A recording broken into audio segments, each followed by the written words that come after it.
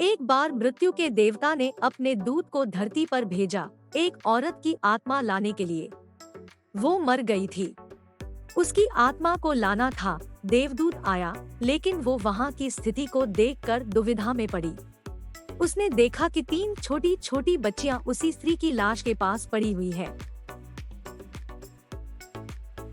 यह कभी भी उस मृत स्त्री के स्तन से लगी हुई दूसरी बिलख बिलख कर रो रही और तीसरी रोते रोते सो गई। उसके आंसू उसकी आंखों के पास ही सूख गए। 3 छोटी जुड़वा बच्चियां मां मर चुकी है। परिवार में कोई और नहीं है। पिता पहले ही मर चुका है। इनका क्या होगा? इन्हें कौन संभालेगा?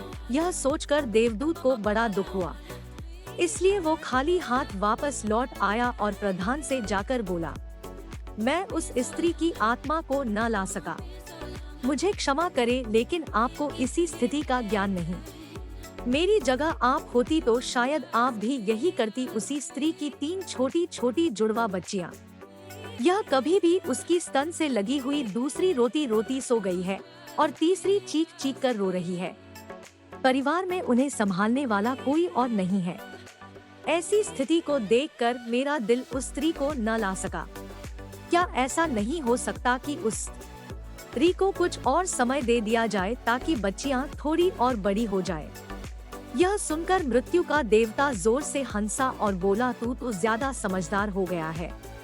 उस परमात्मा से भी जिसकी मर्जी से जीवन मिलता है और जिसकी मर्जी से मृत्यु, तूने पाप तो बहुत बड़ा किया है और इसकी सजा तुझे मिलेगी। और सजा ये है कि तुझे पृथ्वी पर फेंक दिया जाएगा और तू तब तक वापस नहीं आ सकता जब तक तू अपनी इस मूर्खता पर 3 बार हंस नहीं लेगा। देवदूत ही राजी होगा इस सजा को भोगने के लिए। उसे भरोसा था कि मैं तो सही, फिर जीने का मौका ही नहीं आएगा। देवदूत को जमीन पर फेंक दिया गया। ठंड का मौसम था। वो एक सड़क के किनारे नग्न अवस्था में पड़ा हुआ था। उसी समय एक चमारों संस्थान से गुजरा। वह कुछ पैसों की व्यवस्था करके ठंड के मौसम में अपने बच्चों के लिए गर्म कपड़े और कंबल लेने बाजार जा रहा था। रास्ते में उसने एक नवीन व्यक्ति को ठंड में ठिठुरते देखा तो उस व्यक्ति पर दया दी।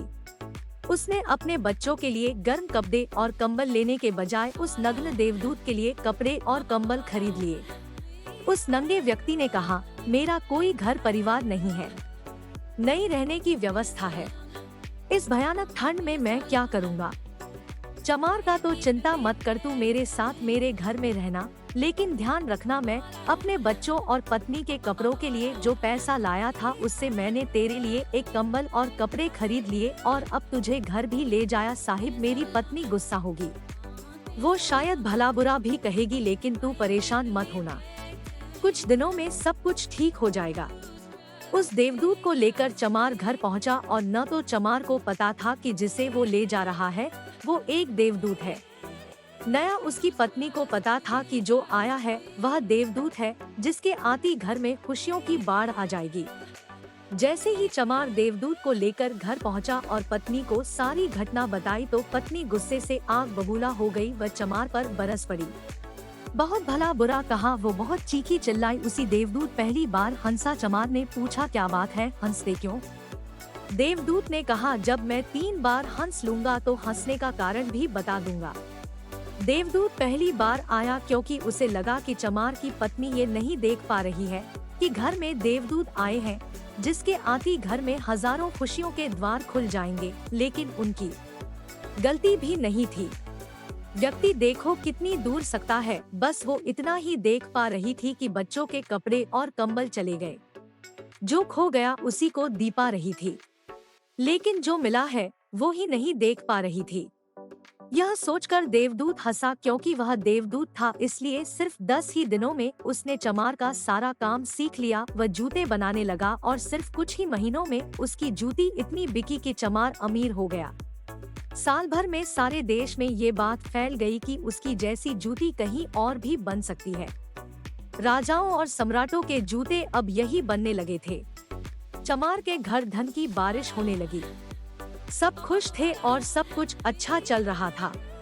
एक दिन सम्राट का एक आदमी आया और बोला, ये चमड़ा बड़ा कीमती है, आसानी से नहीं मिलता, कोई गलती नहीं होनी चाहिए। सम्राट के लिए जूती बनाने ध्यान रखना कि जूते ही बनानी है।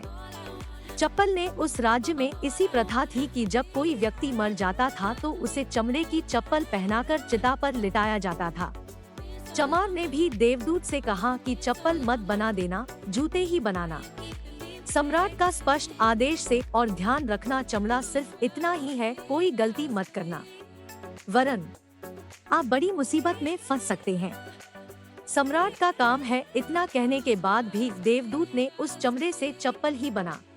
जब चमार ने देखा कि देवदूत ने जूती की जगह चप्पल बनाई है तो वह आग बबूला हो गया। वो गुस्से में इतना पागल हो गया कि डंडा लेकर देवदूत को मारने लगा। उसने कहा, तुझे बार बार समझाया था कि जूते ही बनाना, लेकिन तूने चप्पल बना दी। अब सम्राट हमें छोड़ेगा नहीं, तू तो मरेगा, लेकिन साथ ही मुझे और मेरे परिवार को भी ही लगाएगा। इतना सुनते ही देवदूत खिलखिलाकर हंस पड़ा।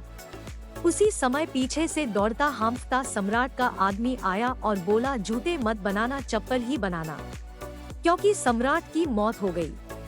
इतना सुनते ही चमार के हाथ से डंडा छूटकर नीचे गिर पड़ा। उसने देवदूत के पैर पकड़ ली और कहा, मुझे माफ कर दो, मैंने तुझे मारा, मुझसे बड़ी गलती हो गई। देवदूत ने कहा, कोई बात नहीं, मैं अपनी सजा भुगत रहा। चमार ने कहा, कौन सी सजा, और तुम हंस क्यों रहे? देवदूत ने कहा, जब 3 बार हंस लूंगा तो सब कुछ बता दूं। भविष्य अज्ञात है सबके लिए, सिवाय उस परमात्मा के किसी को नहीं पता होता कि आगे क्या होगा, और इंसान तो वैसे भी अपने अतीत के अनुभवों का एक कारण निर्णय लेता है। सम्राट जिंदा था तो जूती चाहिए, मर गया तो चप्पल। देवदूत दोबारा हंसा, यही सोचकर कि भविष्य हमें ज्ञात नहीं और हम आकांक्षाएं करते रहते, अनुमान लगाते हैं कि जो पूरी तरह व्यर्थ है। हम इच्छा करते हैं कि ये घटेगा, लेकिन वो कभी नहीं काटता, क्योंकि कुछ फौरी घटना तय है। हमारी नीति बिना हंसी पूछ चलती, लेकिन हम बेवजह को हल्ला मचाते रहते। चाहिए चप्पल लेकिन जूते बनवाते। मरने का समय नजदीक आया है, लेकिन हम जिंदगी का आयोजन करते। तो देवदूत को लगा कि मुझे क्या पता उन लड़कियों का भविष्य क्या होगा, मैं बेवजह ही बीच में पड़ा। यही सब सोचकर अपनी मूर्खता पर आज देवदूत खिलखिलाकर हंस रहा था। इसी प्रकार कुछ वर्षों के बाद एक तीसरी घटना घटी। देवदूत चमार की दुकान पर बैठा जूता बना रहा था। तभी वहाँ 3 जवान लड़की एक बूढ़ी औरत के साथ, उन तीनों की शादी होने वाली थी। वो अपने लिए जूते का नाप देने आई थी। देवदूत उन्हें देखते ही पहचान किया कि वो तीनों वही लड़कियां हैं जिन्हें वो उनकी मेरी माँ के पास छोड़कर आया था, जिनकी कारण हुआ आज सजा भुगत रहा है। वो तीनों देखने में सुस्त थी, सुंदर थी। उन्हें देखकर लग रहा था जैसे वो किसी बड़े घराने में पली बड़ी हो। वो उससे पूछा, तुम्हारे साथ ही बूढ़ी औरत को? बूढ़ी औरत ने जवाब दी, ये मेरी पड़ोसन की लड़की है। बचपन में इनकी माँ की मृत्यु हो गई थी। बेचारी बहुत गरीब थी, उनके पास खाने को कुछ नहीं था। उसके स्तनों में पिलाने के लिए दूध भी नहीं था। वही ने दूध पिलाते पिलाते ही मर गई। मेरी कोई संतान नहीं थी, इसलिए मैंने इन्हें अपने बच्चों के रूप में अपना लिया और अब इनका सम्राट के खानदान में विवाह होने जा रहा है। देवदूत ने सोचा, अगर इनकी माँ जिंदा होती तो ये तीनों बच्चियां भयानक गरीबी, भूखमरी और त्रेता में बड़ी होती। क्योंकि माँ मर गई, इसलिए इनका लालन पालन इतने धनी परिवार में हुआ और अब इस बूढ़ी औरत की सारी धन दौलत की। यही तीनों मालकिन उस दिन देवदूत अपनी मूर्खता पर तीसरी बना था। उसने उन तीनों लड़कियों के लिए अब तक की सबसे सुंदर जूती बनाई और चमार से आकर सारी बात कह सुनाई कि ये तीनों कारण मेरी असली की मेरी गलती थी, जिसकी मुझे सजा मिली। अब मैं समझ गया कि नियति सबसे बड़ी है और हम सिर्फ उतना ही देख पाते हैं जितना हम देख सकते हैं, और जो हम नहीं देख सकते वो बहुत बड़ा और विशाल है। जो हम देख सकते हैं उसे उस बात का सटीक अंदाजा नहीं लगा सकते जो घटित होने वाला है।